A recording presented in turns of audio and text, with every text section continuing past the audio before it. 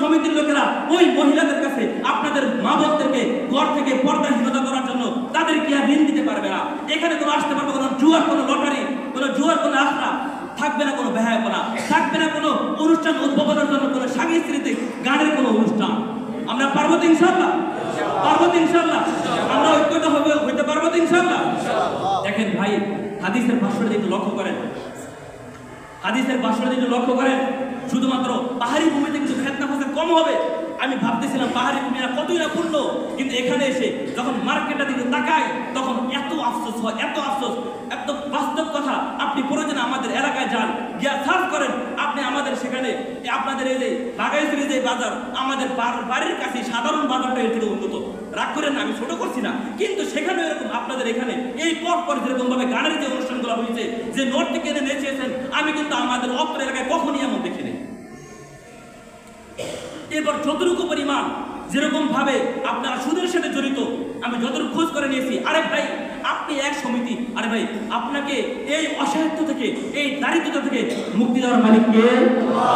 দারিদ্রতা থেকে মুক্তি দেওয়ার মালিক কে? কখনই কিন্তু সেই সমিতির লোকেরা তারা শুধু দুনিয়ার ধান্দাবাজি করার জন্য আপনাদের মহিলাদেরকে এই সুদের উপরে টাকা দিয়ে আপনাকে জঘন্যতম একটি গুনাহে জড়িত করে, অপরদিকে আপনার মা বোনদেরকে কিন্তু পর্দাহীনতা করে যাবে।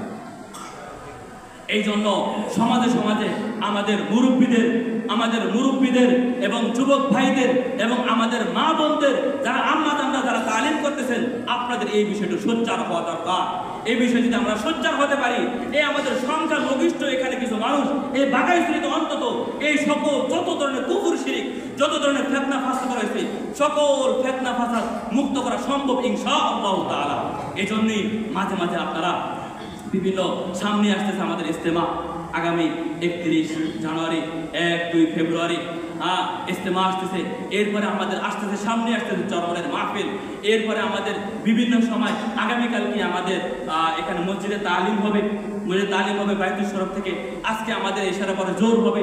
এই বিভিন্ন অনুষ্ঠানে ঘোষণা লাগবে না, আপনারা ইনশাআল্লাহ, আরে ভাই সময় তো নষ্ট হচ্ছেই, সময় তো নষ্ট হইতেইছে, তো আপনারা আপনার সময়টাকে মূল্যবান করার জন্য মাঝে মাঝে সময় কিন্তু সময়ের গতিতে যাবে।